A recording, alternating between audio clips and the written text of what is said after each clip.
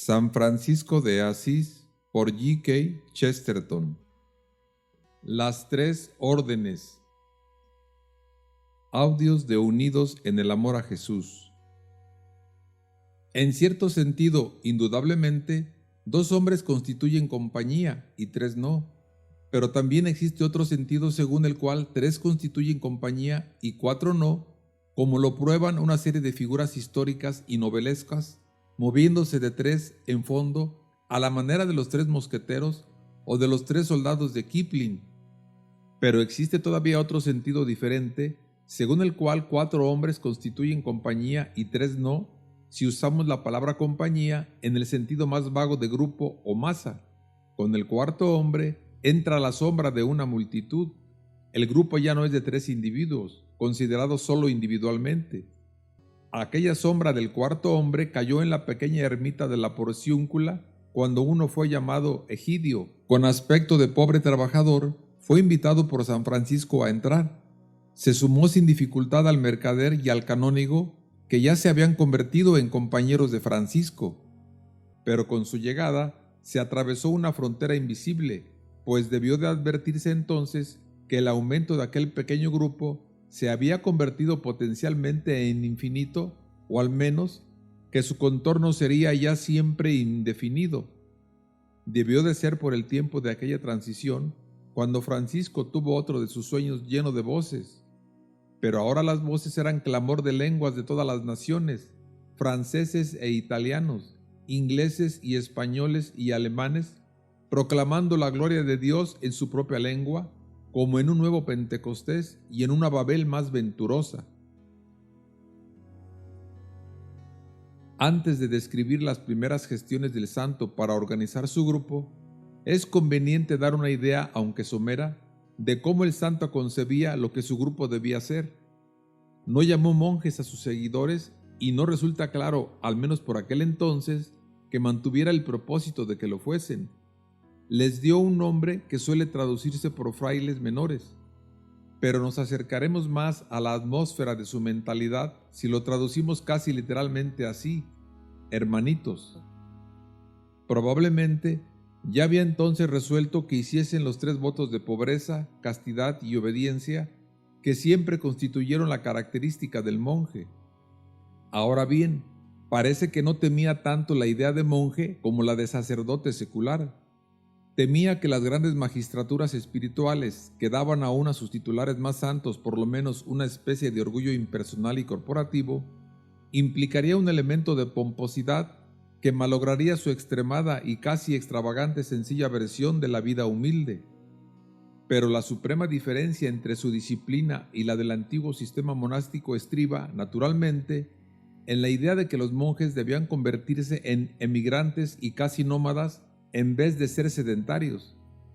Debían mezclarse con el mundo, y a esto, un monje que sintiera con mayor intensidad la costumbre antigua replicaría naturalmente, preguntando cómo podrían mezclarse con el mundo sin verse entorpecidos por él. Sería una pregunta mucho más importante de lo que puede presumir una religiosidad superficial. Pero San Francisco poseía una respuesta a ella, muy suya, y el interés del problema estriba en esta respuesta sumamente personal. El buen obispo de Asís se horrorizó ante la áspera vida que llevaban los frailes en la Porciúncula, sin comodidades, sin bienes, comiendo lo que encontraban y durmiendo de cualquier modo sobre el suelo. San Francisco le contestó con esa curiosa y casi aplastante rudeza que los no mundanos pueden manejar a veces como una masa de piedra. Díjole: si poseyéramos bienes, nos serían indispensables armas y leyes para defenderlos. Esta frase constituye la clave de toda la política que persiguió. Se apoyaba sobre un fundamento de lógica irrebatible, y con respecto a ella, nunca dejó de ser lógico. Estaba dispuesto a confesar su error en cualquiera otra materia, pero en cuanto a esta regla especial, estaba seguro de que tenía razón. Solo en una ocasión viósele iracundo, y fue cuando le propusieron una excepción a esta regla. He aquí el argumento de San Francisco.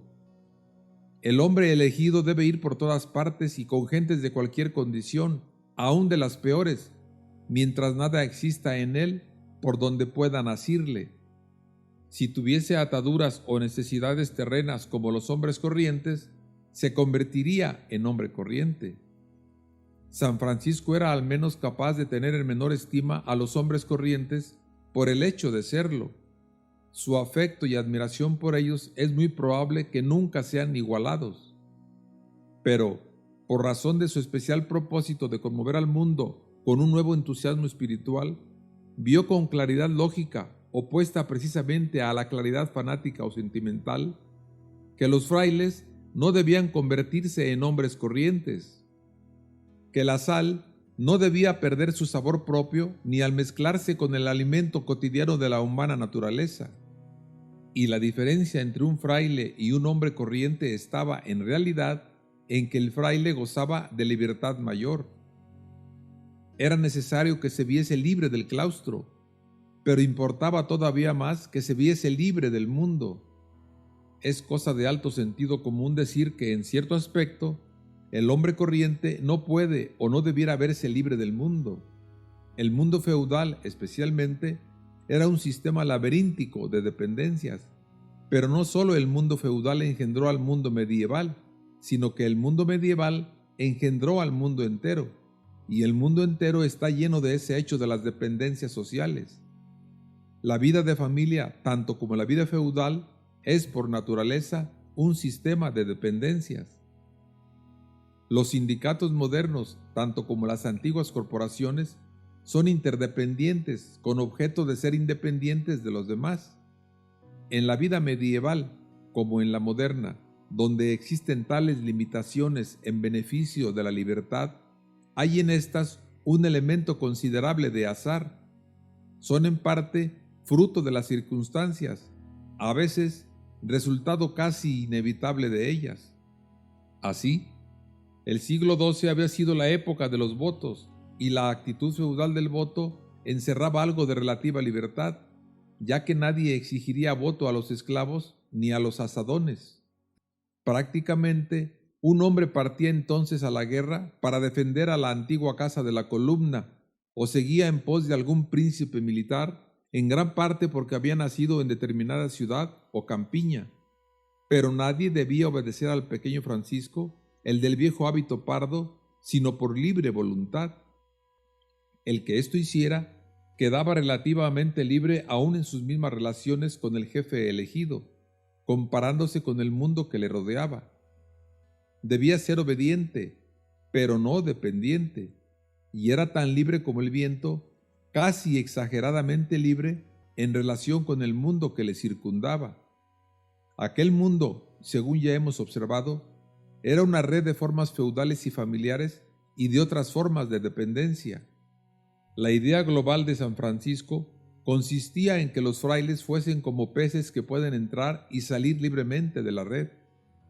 Pudieron hacerlo precisamente porque eran peces menudos y, en tal sentido, aún peces resbaladizos. Nada tenían en ellos para que el mundo pudiese asirlos, pues el mundo nos ase, generalmente, por los bordes de nuestros vestidos, por las exterioridades fútiles de nuestras vidas. Más tarde dijo uno de los franciscanos: un fraile no debe poseer nada más que su arpa, queriendo significar, supongo, que a nada debía dar valor sino a su canto, con el cual era su oficio dar serenatas, a guisa de ministril en cada castillo y en cada casa del labriego, el caso de la alegría del Creador en su creación y de la belleza de la fraternidad humana. Al imaginar la vida de aquella especie de visionario vagabundo, podemos ya echar una ojeada sobre el aspecto práctico de ese ascetismo que choca a quienes se consideran a sí mismos como gente práctica. Para pasar entre barrotes y salir de la jaula, se impone que uno sea delgado, y debe tenerse el cuerpo ligero para poder andar tan deprisa y tan lejos. Todo el cálculo de aquella astucia inocente, por decirlo así, estaba en que el mundo debía verse flanqueado y burlado por él, encontrándose en la perplejidad de no saber qué hacer con él. No podía rendirse por hambre a quien siempre ayunaba, no podía arruinarse y reducir a la mendicidad a quien ya era un mendigo, y se hallaba solo una satisfacción muy tibia en darle bastonazos, por cuanto él contestaba solo con pequeños brincos y gritos de alborozo, ya que la indignidad era su dignidad única. No podía ponerse una soga en torno a su cabeza, sino a riesgo de que la soga se convirtiese en halo. Pero importaba de manera especial una diferencia entre los monjes antiguos y los nuevos frailes en lo que atañe al aspecto práctico y a la prontitud de su acción. Las antiguas comunidades, con sus moradas fijas y su existencia cerrada, tenían las limitaciones de las casas de familia corrientes. Por muy sencilla que fuese su vida, debían tener un número determinado de celdas o de camas, o siquiera un determinado espacio cúbico para un número determinado de hermanos. Su número, por lo tanto, dependía del terreno y de los edificios. Pero desde el momento en que cualquiera podía ser franciscano con solo prometer que se contentaría con comer las fresas del camino, o con pedir un mendrugo en una cocina, con dormir bajo un repecho, o con estarse pacientemente sentado en un peldaño, no existía ninguna razón económica por la cual no pudiese contarse con un número indefinido de tales entusiastas excéntricos en tiempo muy breve. Debe recordarse también que el conjunto de aquel rápido desarrollo estaba lleno de cierto optimismo democrático, que constituía realmente una parte del carácter de San Francisco. Su ascetismo mismo era, en cierto modo, una culminación de optimismo. Mucho pedía de la naturaleza humana, no porque la despreciase, sino más bien porque confiaba en ella. Mucho esperaba de los hombres extraordinarios que le seguían, pero también esperaba mucho de los hombres corrientes a quienes los enviaba. Pedía alimento a los seglares tan confiadamente como pedía ayuno a los frailes, pero confiaba en la hospitalidad de los hombres porque consideraba realmente cada casa como la de un amigo. Amaba y honraba a los hombres corrientes y a las cosas corrientes, y podemos decir en verdad que envió hombres extraordinarios a los demás hombres para animarlos a ser hombres corrientes. Esta paradoja podrá ser explicada y desarrollada con mayor precisión cuando tratemos del interesante tema de la Orden Tercera, que tenía por objeto contribuir a que los hombres corrientes fuesen corrientes con extraordinaria alegría. El punto que ahora nos interesa está en la audacia y sencillez del plan franciscano al acuartelar a su ejército espiritual entre el pueblo, no por fuerza, sino por persuasión, aun por la persuasión misma de la impotencia. Era un acto de confianza y por lo tanto de elogio, y tuvo un éxito completo. Constituía un ejemplo de algo que fue siempre peculiar de San Francisco, una especie de tacto que parecía buena fortuna, porque era simple y directo como un rayo. Existen numerosos ejemplos en sus relaciones particulares de esta especie de tacto sin tacto, de esta victoria sorprendente obtenida dando en el mismo corazón de las cosas. Refiérese que un fraile joven sufría de unos enojos, fruto intermedio de morbosidad y de humildad, bastante común en los jóvenes y en quienes rinden culto a los héroes, por habérsele metido en la cabeza que su héroe le odiaba o que le menospreciaba al menos. Podemos imaginarnos con qué tacto los diplomáticos sociales procurarían evitar las escenas y las emociones, con qué cautela los psicólogos examinarían y tratarían casos análogos. Francisco se dirigió de improviso hacia aquel joven que era, naturalmente, reservado y silencioso como una tumba, y le dijo: «No te turbes en tus pensamientos, porque eres de los que quiero, y aún de los que quiero más. Ya sabes que te considero digno de mi amistad y compañía. Así pues, ven a mí confiadamente siempre que te plazca, y de la amistad aprende la fe». Del mismo modo que a aquel muchacho enfermo, Francisco habló a toda la humanidad. Siempre daba en el meollo de las cosas. Aparecía siempre con más razón y sencillez que la persona a quien hablaba. Parecía a un tiempo no estar en guardia y apuntar al corazón. Había algo en semejante actitud que desarmaba al mundo como no ha vuelto a ser desarmado. Nuestro santo fue mejor que los demás hombres, fue un bienhechor de los demás hombres y no obstante nadie le odió. el mundo entraba en la iglesia por una puerta más nueva y más próxima, y aprendió la fe a través de la amistad. Cuando el pequeño grupo de la porciúncula era todavía tan reducido que podía reunirse en una pequeña habitación, San Francisco decidió dar su primer golpe importante y aún sensacional. Se dice que no había más de 12 franciscanos en el mundo entero, cuando decidió marcharse a Roma y fundar la orden franciscana. Al parecer, ese dirigirse a la lejana y suprema jerarquía eclesiástica no se consideró por todos como cosa necesaria, y seguramente hubiera podido resolverse algo bajo la autoridad del obispo de Asís y la clerecía local. Parecía aún más probable que algunos considerasen innecesario molestar al Tribunal Supremo de la Cristiandad para elegir el nombre que quisieran darse una docena de hombres reunidos por azar. Pero Francisco era obstinado y estaba como ciego acerca de este punto, y su brillante ceguera es extraordinariamente característica. Un hombre como él, que se satisfizo de pequeñas cosas, que llegó a amar las pequeñas cosas, no pudo nunca sentir como nosotros en lo que atañe a la desproporción entre cosas pequeñas y grandes. Nunca vio las cosas según la escala corriente a nuestro sentido, sino con una vertiginosa desproporción que hace rodar la cabeza. Parece a veces simplemente sin perspectiva, como un mapa medieval de alegre policromía, pero después vuelve a aparecer como desligado de todo, a la manera de un grabado en la cuarta dimensión. Refiérese que el santo hizo un viaje para entrevistarse con el emperador, entronizado entre sus ejércitos, bajo el águila del Sacro Imperio Romano, e interceder por las vidas de unos pajarillos. San Francisco era muy capaz de presentarse ante 50 emperadores para interceder en favor de un solo pájaro. Partió con solo 2 compañeros para convertir al mundo musulmán y salió con 11 compañeros a pedir al Papa que creara un nuevo mundo monástico. El gran Papa Inocencio III, según refiere San Buenaventura, se paseaba en la terraza de San Juan de Letrán, sin duda meditando las grandes cuestiones políticas que turbaron su pontificado, cuando se le presentó de improviso un hombre vistiendo traje campesino que él tuvo por una especie de pastor. Al parecer, lo despachó con la conveniente prisa, imaginando tal vez que se trataba de un pastor loco. Sea como fuere, no pensó más en él hasta que, según dice el gran biógrafo franciscano, tuvo aquella noche un sueño singular. Le pareció ver el enorme y antiguo templo de San Juan de Letrán, sobre cuyas altas terrazas se paseara tan seguro, inclinándose horriblemente bajo el cielo, como si todas sus cúpulas y torreones cediesen al ímpetu de un terremoto. Volvió a mirar luego, y vio que una figura humana sostenía todo el templo, a manera de viviente cariátide.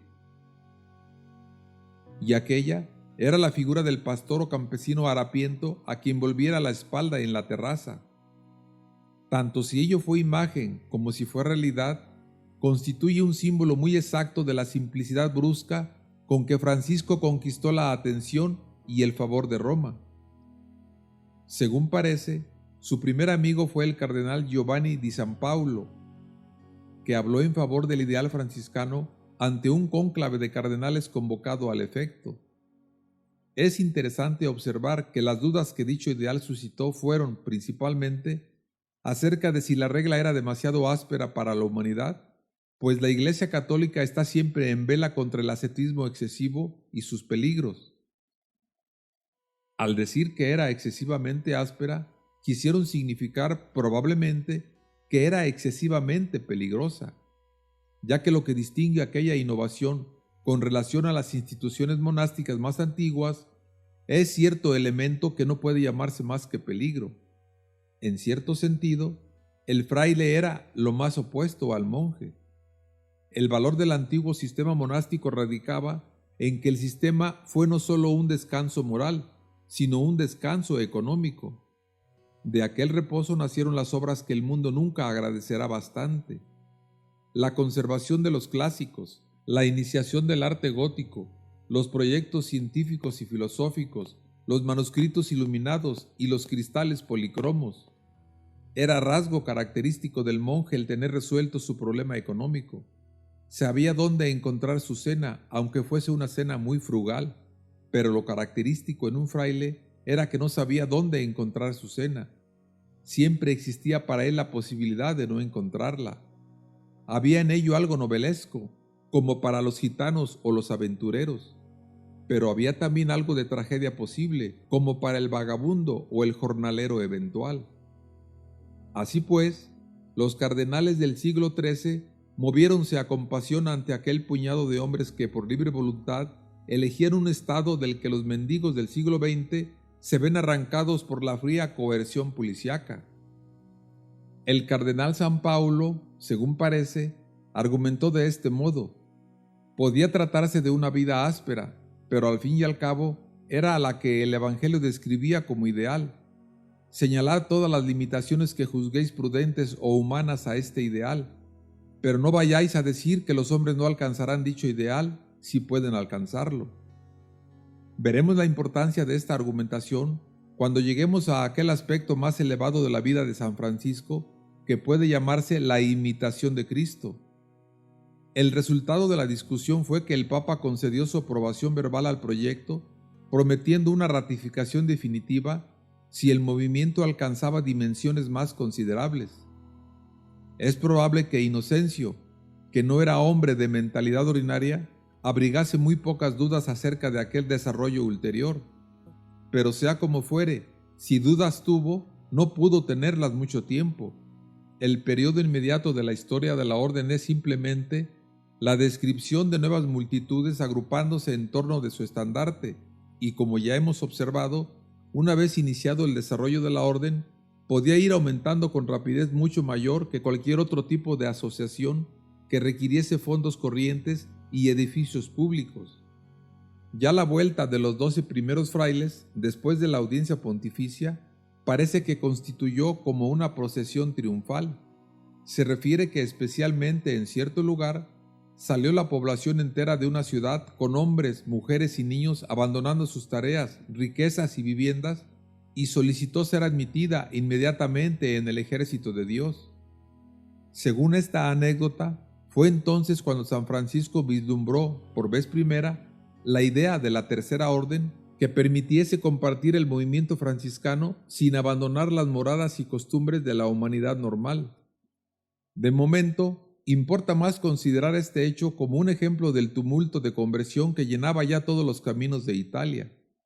Era un mundo de idas y venidas, de frailes pasando constantemente por carreteras y atajos, con el fin de asegurar a quienquiera que por azar se cruzara en su camino que podía vivir su aventura espiritual. La orden primera de San Francisco había entrado ya en el campo de la historia. Este esquema superficial puede solo redondearse con una breve descripción de las órdenes segunda y tercera, aun cuando fueron fundadas más tarde y en épocas distintas. La segunda orden fue una orden para mujeres y debió, por supuesto, su existencia a la bella amistad entre San Francisco y Santa Clara. No existe otra historia acerca de la cual anden más desorientados y engañados los críticos de otro credo, aun los más indulgentes, pues no existe otra historia que patentice más claramente la prueba sencilla que he tomado como fundamental en el curso de la presente crítica. En mi opinión, lo que ocurre a aquellos críticos es que se niegan a creer que unos amores celestiales puedan ser tan reales como unos amores terrenos. Desde el momento en que se consideran reales como unos amores terrenos, queda resuelto el enigma. Una muchacha de 17 años llamada Clara y perteneciente a una de las más nobles familias de Asís, sentía gran entusiasmo por la vida monástica, y Francisco ayudóla a huir de su casa para entrar en la vida monástica. Si nos place decirlo así, ayudóla a fugarse al claustro, arrostrando a sus padres como él había arrostrado a su progenitor. La escena reúne en verdad muchos de los elementos de una fuga romántica corriente, ya que la muchacha se escapó por una abertura hecha en la pared, huyó a través del bosque y fue recibida a medianoche con antorchas encendidas. Aún la señora Olipán, en su bello y delicado estudio sobre San Francisco, lo llama un incidente que a duras penas puede ser referido con satisfacción. Ahora bien, solo una cosa diré acerca de aquel incidente. Si se hubiese tratado en realidad de una fuga romántica y la muchacha hubiera acabado en novia, en vez de acabar en monja, casi toda la opinión moderna la hubiera convertido en heroína. Si la intervención del fraile con relación a Clara hubiese sido la intervención de aquel otro fraile con relación a Julieta, todo el mundo hubiera simpatizado con ella exactamente como con Julieta. No es concluyente decir que Clara solo tenía 17 años. Julieta solo tenía 14. En aquellos tempranos tiempos de la Edad Media, las jovencitas se casaban y los jovencitos combatían, y una muchacha de 17 años en el siglo XIII ya era lo bastante mayor para saber lo que hacía. Quien estando en su cabal juicio considere los hechos ulteriores, no tendrá sombra de duda respecto a que Santa Clara supo lo que hacía.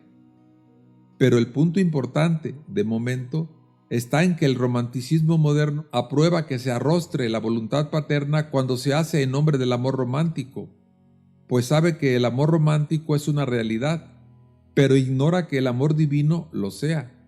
Algo pudieron haber dicho los padres de Clara, algo pudo haber dicho Pedro Bernardone.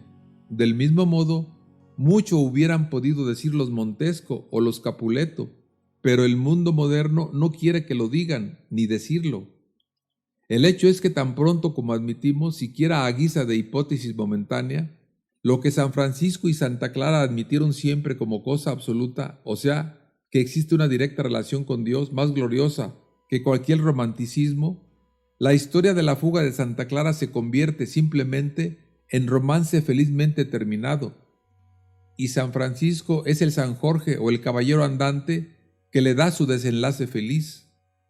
Y, dado que algunos millones de hombres y mujeres han vivido y han muerto considerando aquella relación como una realidad, no podrá ser tenido por muy filósofo quien no pueda considerarla siquiera como una hipótesis. Por lo demás, hemos de admitir al menos que ningún partidario de lo que se llama la emancipación de las mujeres lamentará la rebelión de Santa Clara. Ella vivió muy realmente, según expresión corriente, en la jerga moderna, su propia vida, la vida que apeteciera, distinta de la que le hubieran obligado a vivir las órdenes paternas y los arreglos convencionales. Se convirtió en fundadora de un gran movimiento femenino que todavía conmueve al mundo profundamente, y Santa Clara ocupa un lugar entre las grandes mujeres de la historia. ¿No resulta evidente que hubiese podido alcanzar tal grandeza realizando una boda precedida de fuga o quedándose en casa y haciendo un matrimonio de conveniencia? Tal es lo que puede decir cualquier persona sensata, considerando el caso solo exteriormente, y no abrigo intención alguna de considerarlo en el fondo.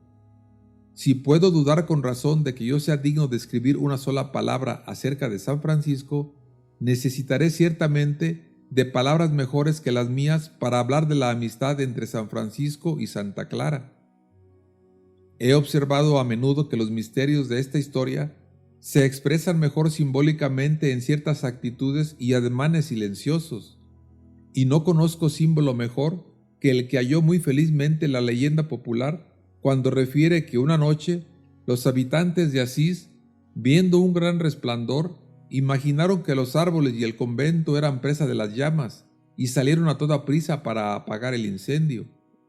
Pero una vez dentro, lo encontraron todo muy sosegado y vieron a San Francisco partiendo el pan con Santa Clara en una de sus raras visitas y discurriendo acerca del divino amor. Sería difícil hallar un símbolo más imaginativo para representar una especie de pasión completamente pura y espiritual que aquel halo rojo en torno de las figuras extáticas sobre la colina, una llama que se alimentaba de la nada y que inflamaba el aire mismo. Pero si la segunda orden fue el recuerdo de un amor tan poco terrenal, la orden tercera fue un recuerdo no menos sólido de una simpatía muy sólida por los amores terrenos y las vidas terrenas. El conjunto de este hecho de la vida católica, las órdenes seglares en contacto con las órdenes religiosas, es cosa muy poco comprendida en países protestantes y de la cual la historia protestante habla muy poco. La visión que hemos insinuado tan superficialmente en las presentes páginas nunca fue patrimonio exclusivo de los monjes ni aún de los frailes. Ha sido inspiración de innúmeras multitudes de hombres y mujeres casados que vivían como nosotros, pero de manera completamente distinta. Aquella gloria matutina que San Francisco extendió por cielo y tierra se ha posado como un secreto brillar del sol sobre multitud de techos y en multitud de aposentos. En sociedades como la nuestra, nada se sabe de aquel séquito franciscano, nada se sabe de los oscuros seguidores del santo, y es posible que menos se sepa de los seguidores más conocidos. Si nos imaginamos ver por la calle una procesión de la Orden Tercera de San Francisco, las figuras famosas nos sorprenderán más que las singulares, porque sería como el desenmascaramiento de alguna poderosa sociedad secreta. Allí cabalga San Luis, el gran rey, señor de la alta justicia, cuyas balanzas se inclinan en favor del pobre, y Dante, coronado de laurel, el poeta que en su vida de pasiones cantó las alabanzas de Nuestra Señora la pobreza, cuyo traje gris está por dentro forrado con púrpura gloriosa. Serían revelados grandes nombres de toda suerte, aún de los siglos más recientes y racionalistas. El gran Galvani, por ejemplo, el padre de la electricidad, el mago que ha construido tantos modernos sistemas de estrellas y de sonidos. Un séquito tan variado bastaría para probar que San Francisco no carecía de simpatía por los hombres corrientes si no lo demostrara el conjunto de su vida. Pero realmente su vida lo probó, y probablemente en un sentido más sutil. Creo que existe algo de verdad en la insinuación de uno de sus biógrafos modernos cuando dice que sus pasiones naturales eran singularmente normales y aún nobles por cuanto se dirigían hacia cosas que no eran ilícitas en sí, sino solo para el santo. No ha existido hombre en el mundo a quien con menos propiedad pudiéramos aplicar la palabra nostalgia. Aunque su temperamento tenía mucho de romántico, nada tuvo de sentimental. No era lo bastante melancólico para ello. Era de temperamento demasiado rápido e impetuoso para turbarse con dudas y consideraciones acerca de su carrera, pero se reprochaba duramente por no llevar una marcha más veloz. Parece cierto que cuando luchó con el demonio, como todo hombre que merezca ser llamado tal, las tentaciones debieron de referirse especialmente a aquellos instintos saludables que el santo hubiera aprobado en los demás. No tuvieron semejanza alguna con aquel paganismo horriblemente pintarrajeado que mandó a sus cortesanos demoníacos para tentar a San Antonio en el desierto. Si San Francisco hubiese optado por complacerse, hubiera sido con placeres más sencillos. Se inclinaba más al amor que a la lujuria, y no por tentaciones extravagantes, sino con solo oír unas campanas tocando a boda. Esto se observa en aquella historia singular de cómo desafió al demonio modelando figuras de nieve y gritando que ellas le bastaban por esposa y por hijos. Esto se observa en la frase que pronunció cuando temía no verse libre de pecado: puedo, no obstante, tener hijos, como pensando más en los niños que en la mujer. Y esto, si fuese cierto, daría un retoque final a la verdad acerca de su carácter. Tenía tanto de espíritu matinal, de cosa curiosamente joven y nítida, que aún lo malo en él era bueno. Como de otros se dijo que en sus cuerpos la luz fue tiniebla, puede decirse de aquel espíritu luminoso que las mismas sombras de su alma fueron luz. El mismo mal no podía llegar a él sino bajo la forma de un bien prohibido, y solo pudo ser tentado con un sacramento.